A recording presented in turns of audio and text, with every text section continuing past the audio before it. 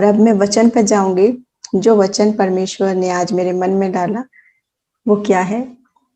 आप ये ना समझे कि वही बात हम बार बार ले रहे हैं, क्योंकि क्रिसमस सीरीज चल रही है तो हम क्रिसमस के आत्मिक अर्थ पर मनन कर रहे हैं, चिंतन कर रहे हैं, टीचिंग कर रहे हैं कि क्या क्या बाइबल के मुताबिक है, क्या क्या नहीं है। लेकिन आज उसी श्रृंखला में हम दूसरी बात करने जा रहे हैं। वो तो बात हम पिछली बातों में समझ गए कि क्या बात बाइबल में नहीं है और क्या बाइबल में वास्तविक खुशी की और यीशु के जन्म की बात है। आज जो मैं बात कर रही हूँ वो सिर्फ और सिर्फ गिफ्ट के ऊपर बात कर रही हूँ, जो प्रभु ने मेरे मन में वचन डाला गिफ्ट के बारे में। क्यों? क्योंकि इस सीजन में, इस समय में सबसे ज्यादा यही शब्द है जो आपको चारों ओर सुनाई दे रहा है।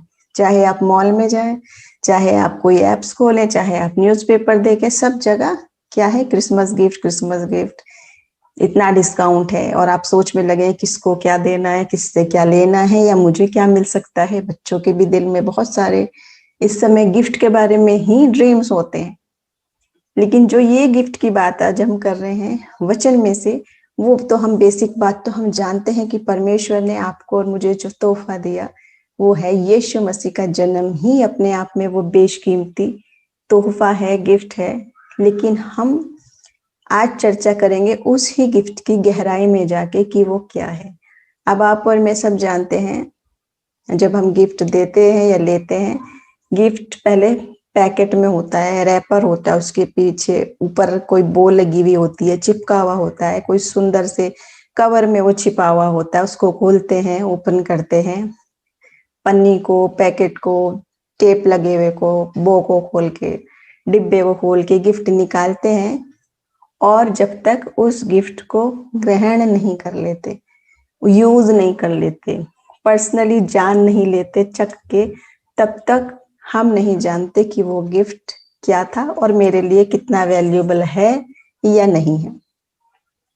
ऐसे ही ये तो आप और मैं जान गए कि यीशु मसीह हमारे लिए बेशकीमती गिफ्ट है।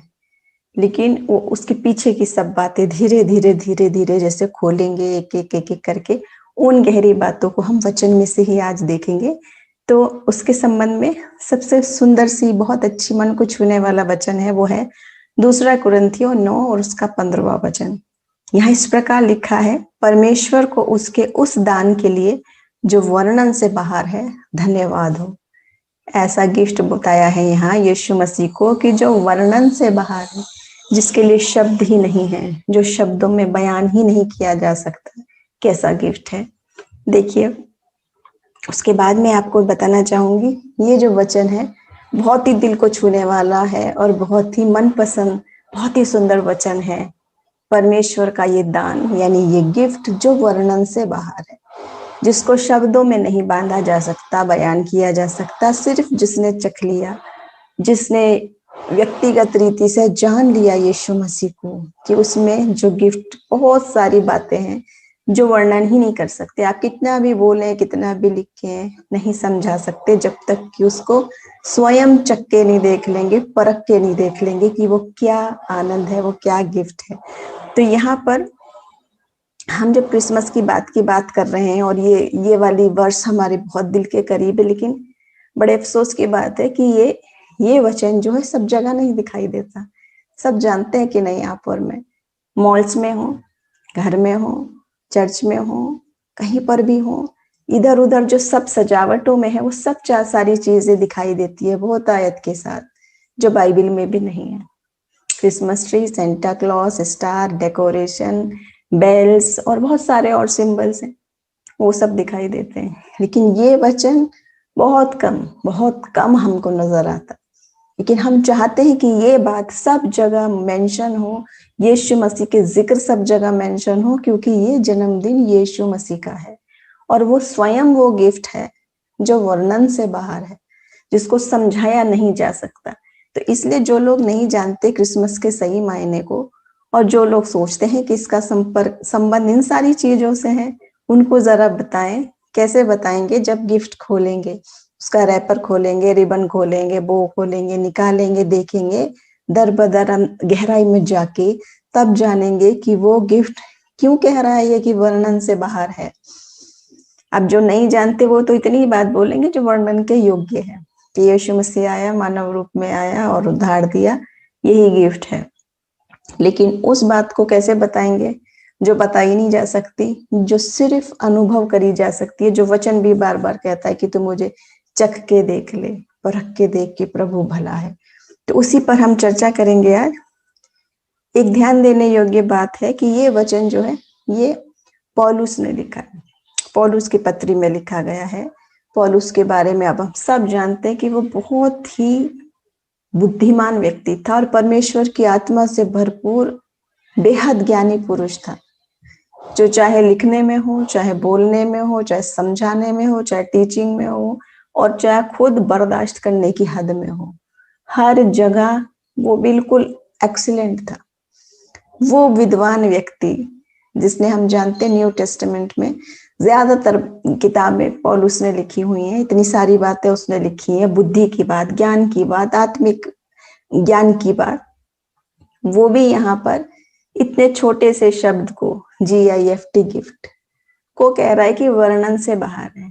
उस व्यक्ति के लिए जो इतना बुद्धिमान है, जिसने सारी बातों की चर्चा खोल खोल कर करी है, उसको यीशु मसीह कैसा गिफ्ट है वो शब्द नहीं मिले उसको। इसीलिए उसने कहा कि वो ऐसा है कि जो वर्णन से बाहर है। और देखें, जब हम उसको खोलेंगे, जब हम उसको जानेंगे, जब हम उसको चखेंगे, उसकी गहराई में जब हम जाएंगे, तब आप और मैं जो वास्तविक रीति से उसको चख के देखेंगे, हम भी तो यही कहेंगे। आपने देखा होगा, हम ज्यादातर वचन में हम लोग क्यों बोलते रहते हैं कि चख के देख ले, गाना भी गाते हैं उसको, तू चख ले, तू चख के देख ले, क्योंकि वो बयान नहीं किया जा सकता, उसको बोलने से नहीं समझ में आ सकता, जबकि व्यक्तिगत रीति से आप उसको जान नहीं लेंगे कि वो क्या गिफ्ट है। तो आइए आज वो गिफ्ट तो हमारे पास है, लेकिन वो देखें उसके कवर को खोल के, उसकी रैपिंग को खोल के कि क्या क्या बातें उसके साथ जुड़ी हुई हैं, जो कई बार आप और में अनदेखा कर देते हैं। वो क्या बातें हैं देखेंगे हम। तो ये जब हम रैपिंग की बात कर रहे हैं कि यीशु मसीह कैसे आया, उसके आने से पहले की बात कर रहे हैं कि किस तरह से उसको लपेटा गया था, तो शारीरिक रीति से, संसारिक रीति से देखे तो वो लिखा है कि उसको कपड़े में लपेट के चरनी में रखा गया था। ऐसा गिफ्ट था बालक यीशु, जब प्रभु जो यीशु मसीह वो बालक के स्वरूप में आया। लेकिन जब हम उसको देखते हैं आत्मिक अर्थों में, तो कौन सी रैपिंग है, किस चीज को पहले किस चीज में वो प्रकट किया गया था, जो पहले उसकी रैपिंग है, वो अगर हम हटाएंगे तो हम देखते हैं ये सारी बातें जो हैं वो भविष्यवाणियां जो हैं यीशु मसीह के जन्म से पहले ही, क्योंकि गिफ्ट से पहले हमें उसका पैकेट और रैप और उसकी सारा आकर्षक सुंदर कवर दिखता है, जिसको हम खोलते हैं तब गिफ्ट निकलता है। ऐसे ही ये भविष्यवाणियां, सुंदर, सही, बिल्कुल सटीक भविष्यवाणियां जो यीशु मसीह के जन्म की थी, और बिल्कुल एग्जैक्टली वैसे वैसे ही एक एक एक एक बात होती चली गई यीशु मसीह के जन्म की। ये वो गिफ्ट है जिसको खोला धीरे धीरे। देखिए कैसे यशाया ने लिखा था, यशाया 7 और उसके 14 वचन में, इस कारण प्रभु आप ही तुमको एक चिन्ह देगा, सुनो, एक कुमारी गर्भवती होगी और पुत्र जनेगी और उसका नाम इम्मानुएल रखेगी। यशायाह ने ये बात बोली है। उसके बाद जब हम देखते हैं 9वें अध्याय में और उसके 6ठे वचन में, हमारे लिए एक बालक उत्पन्न हुआ और हमें एक पुत्र दिया गया है और प्रभुता उसके कांधे पर होगी और उसका नाम अद्भुत युक्ति करने वाला, पराक्रमी परमेश्वर, अनंत काल का पिता और शांति का राजकुमार रखा जाएगा। उसकी प्रभुता सर्वदा बढ़ती रहेगी और उसकी शांति का अंत न होगा। इसलिए वो उसको दाऊद की राजगद्दी पर इस समय से लेकर सर्वदा के लिए न्याय और धर्म के द्वारा स्थिर किए और संभाले रहेंगे। सेनाओं के यहोवा की धुन के द्वारा ये हो जाएगा। ये देखिए, ये प्रोफेसी, ये भविष्यवाणी यीशु मसीह के जन्म से सैकड़ों वर्ष पहले लिखी हुई बातें, जो लिखी गई, सब कुछ बिल्कुल उसी तरीके से। यीशु मसीह का जन्म कोई ऐसी बात नहीं है कि वो एकदम से आया हुआ गिफ्ट है कि मन में आया कि चलो मैं गिफ्ट दे देता हूँ मानव जाति को, तो मैं ऐसा दे दूं और दे दूं। नहीं, बिल्कुल पूर्व निर्धारित योजना से, उसी समय पर, उसी तरीके से, उसी योजना से, सब कुछ पूर्व निर्धारित। और कब से निर्धारित? मसीह के जन्म से सैकड़ों वर्ष पहले से। इतने पहले से प्लान किया हुआ गिफ्ट है ये, जिसको आप और मैं जरा खोल के और परख के देख लें कि क्या वो गिफ्ट है। देखिए किसके बारे में ये भविष्यवाणियां की गई है, किसको कहा गया है कि वो मसीह जो आने वाला है वो ऐसे आएगा और ऐसे ऐसे जन्म होगा, उसको भी हम अगर देखेंगे तो हम देखेंगे इसी के 11वें अध्याय में इस प्रकार लिखा है, तब यिशै के ठूंठ में से एक डाली फूट निकलेगी। यिशै एक व्यक्ति का नाम है, ठूंठ मतलब है अंकुरित होगी, जड़ में से निकलेगी, और उसकी जड़ में से एक शाखा निकलकर फलवंत होगी। और यहोवा की आत्मा, बुद्धि और समझ की आत्मा, युक्ति और पराक्रम की आत्मा और ज्ञान और यहोवा के भय की आत्मा उस पर ठहरी रहेगी, और उसको यहोवा का भय सुगंध सा भाएगा। वो मुंह देखा न्याय ना करेगा और ना अपने कानों के सुनने के अनुसार निर्णय करेगा, परंतु वो कंगालों का न्याय धर्म से और पृथ्वी के नम्र लोगों का निर्णय खराई से करेगा। यहाँ इस सुंदरता देखिए इस वचन की, इस भविष्यवाणी की जो मसीह के बारे में कही गई है कि वो ऐसा ऐसा होगा और वैसा गिफ्ट होगा, और जो कुंवारी से पैदा होगा और वो ये सब चीजें करेगा। डाली फूट निकलेगी, अंकुर की बात की गई है, पौधे की बात की गई है। तो देखिए पूरी बात बताने के बाद क्या क्या बातें हैं कि किस प्रकार प्रभु का आत्मा उसके ऊपर होगा और वो कितना अनुग्रहित होगा, कितना वो अनॉइंटेड होगा, और वो क्या क्या बात करेगा, ये सारी बातें हैं। तो हम जब ये देखते हैं कि ऐसी ऐसी बात मसीह के लिए की गई, क्या ये किसी और के ऊपर फिट हो सकती थी बात? क्या पूरी हिस्ट्री में अब तक कोई और ऐसी शख्सियत है जिसके बारे में ये लिखी हुई बातें इस प्रकार पूरी हुई कि सैकड़ों वर्ष पहले जो जो बात कही बिल्कुल एग्जैक्टली वही वही बात हुई और वैसा ही वैसा होता चला गया। देखिए यहाँ यशाया 53 में यशाया जो लिख रहा है उसके साथ ही वो ये भी लिख रहा था कि इस पे कौन यकीन करेगा, वो भी यही बात पूछ रहा था। देखिए वो क्योंकि ऐसे लोगों के साथ रहता था जिनको वो पीछे बोला भी है कि अनक्लीन लिप्स वाले, अशुद्ध होठों वाले व्यक्ति, उनके बीच में भी वो रहता था जो लोग कुछ भी बोलते थे, इसलिए वो ये बोल रहा है। देखिए उसने एक जगह ये लिखा है, जो समाचार हमें दिया गया उसका किसने विश्वास किया, और यहोवा का भुजबल किस पर प्रकट हुआ, क्योंकि वो उसके सामने अंकुर की नाई और ऐसी जड़ के समान उगा जो निर्जल भूमि में फूट निकले, और उसकी ना तो कुछ सुंदरता थी कि हम उसको देखते, और ना ही उसका रूप ही हमें ऐसा दिखाई पड़ा कि हम उसे चाहते। क्या मतलब है इस बात का? क्योंकि आप और मैं सब जानते हैं जिस जैसे यहाँ पे वर्णन किया गया है कि एक अंकुर निकला। जब हम कोई भी पौधा है उसको बोते हैं तो शुरुआत में जो छोटा सा अंकुर निकलता है उसमें कोई सुंदरता रूप दिखाई नहीं देता, क्योंकि हम मनुष्य हैं और हम प्रकट में देखना चाहते। तो जब वो इंतजार करते हैं, समय होता है, वो बढ़ता है, धीरे धीरे फलवंत होता है, उस पे सुंदर फल लगते हैं या फूल लगते हैं, जो भी जिस भी प्रकार का वो पौधा है, तब हम उसके फल को जान लेते हैं, तब हम उस बात को ग्रहण करते हैं कि ये क्या है। ऐसे ही यहाँ पर जो भविष्यवाणी की गई तब इतने समय पहले, मसीह के जन्म से सैकड़ों वर्ष पहले, कैसे लिखी उन्होंने ये सब बातें? क्योंकि प्रभु की जो योजना थी वैसे ही वैसे होता गया। तो जब हम इस गिफ्ट के पहले देखें कि क्या कवर था उसके ऊपर, कैसी रैपिंग थी, कैसे वो बंधा हुआ था, उसकी योजना क्या थी, तब जा जाके खोल खोल के जब हम देखेंगे उसकी आत्मिक गहराई को कि ये जो गिफ्ट है यीशु मसीह जो स्वयं वो गिफ्ट है, और कोई गिफ्ट उतना वैल्यूएबल नहीं है, कोई कुछ नहीं दे सकता, उससे बढ़कर कोई गिफ्ट नहीं है। ये बेशकीमती गिफ्ट, इसकी गहराई को इसको आत्मिक रीति से पहले हम जान तो ले, चख तो ले कि ये क्या बात है, बजाय उसके कि हम इंसान की बनाई हुई नीतियों पर खुशियां मनाने लगे जो बाइबल में भी नहीं है, जो है ही नहीं, छोटी सी बात, संसारिक बात, अपनी बुद्धि के अनुसार बनाई हुई बात। और इस योजना को नहीं खोल के देख रहे हैं जो परमेश्वर ने सैकड़ों वर्ष पहले मसीह के जन्म से पहले सब कुछ बनाई हुई योजना है। उसको जरा खोल के देखें उस गिफ्ट को कि क्या गिफ्ट आपके और मेरे पास रखा है, जो कई बार हम क्रिसमस की खुशी में खोलना ही भूल जाते हैं, देखना ही भूल जाते हैं। ऊपरी तौर से बस यीशु मसीह का जन्मदिन है, उसके बाद सारी सांसारिक रीति से बनाने लगते हैं, जैसे इंसानों की बुद्धि, इंसानों के बनाए हुए तौर तरीके से। प्रभु की इस बड़ी सी योजना को भी तो जाने कि क्या प्रभु हमें दिखाना चाह रहा है। तो जब हम उसके लिए अपने दिलों को तैयार करते हैं, तो हम इन भविष्यवाणियों पर गौर करें। देखिए इसी प्रकार एक और भविष्यवाणी भी मैं आपके सामने पढ़ना चाहूंगी कि यहाँ तो उसने कहा कि ये कौन इस बात पर यकीन करेगा, क्योंकि वो ऐसे लोगों के बीच में था और वो सोच रहा था कि मैं क्या करूंगा। तो यहाँ पर हम ये जो बात देख रहे हैं कि वो धीरे धीरे पौधा जब निकलता है उसकी कोई सुंदरता रूप नहीं दिखाई देती, लेकिन जब होती है तब हम उसको जान लेते हैं। वैसी भविष्यवाणी मीका में है 5 अध्याय उसके 2 वचन में।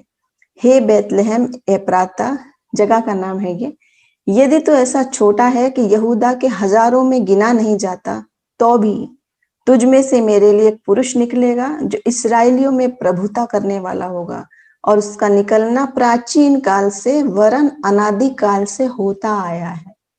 अनादि काल से होता आया है, हमेशा से जो उसका अस्तित्व है। तो यहाँ जब हम देखते हैं ये वचन, ये जो लिखी हुई बात है, किसके बारे में कही जा रही है? यीशु मसीह के बारे में, जो बेबी के रूप में आया।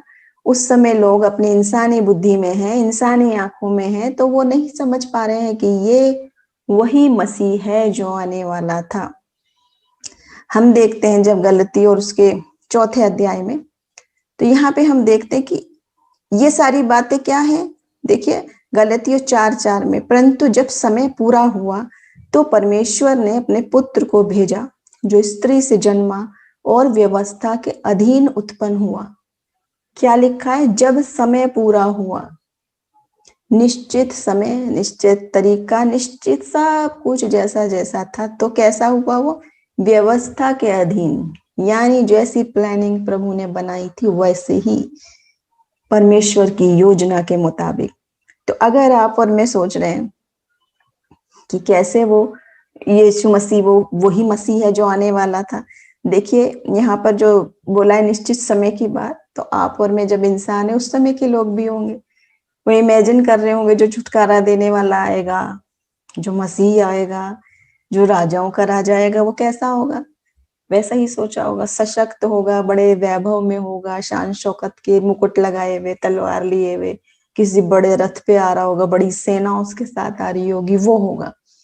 लेकिन यहाँ जो दृश्य है वो मनुष्य की बुद्धि योजना के अनुसार नहीं है, वो परमेश्वर की बुद्धि और योजना के अनुसार है, जो आत्मिक अर्थों में है, सांसारिक शारीरिक अर्थों में नहीं है।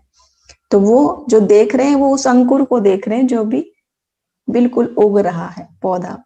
धीरे धीरे धीरे जब मसीह ने वो समय लिया, वो समय पूरा हुआ, उसकी सेवकाई पूरी हुई, तब तब तब प्रभु, और आज वो सच्चाई आपके और मेरे सबके सामने है कि जो यीशु मसीह है, ना वैसा कोई है, ना हुआ, ना हो सकता है।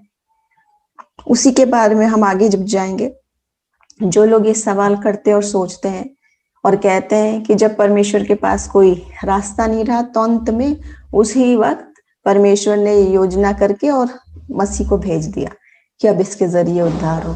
लेकिन वचन हमें बता रहा है कि ये एकदम तुरंत लेने वाली बात नहीं है, बल्कि पीछे जब हम देखते हैं ये सारी बातों का लेखा जोखा यहाँ पर है कि किस प्रकार ये सारी योजनाएं थी, बिल्कुल वही वक्त, वही समय, वही तरीके से, उन्हीं तारीखों पर, उसी वक्त के मुताबिक, जैसे जैसे समय पूरा हुआ लिखा है।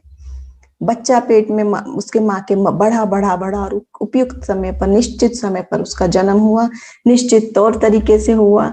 अब हम यहाँ देखते हैं इसकी सारी भविष्यवाणियों को यशाया ने की, मीका ने की, जपनिया ने की, जकरिया ने की, मलाकी ने की, यूहन्ना बपतिस्मा देने वाले ने की।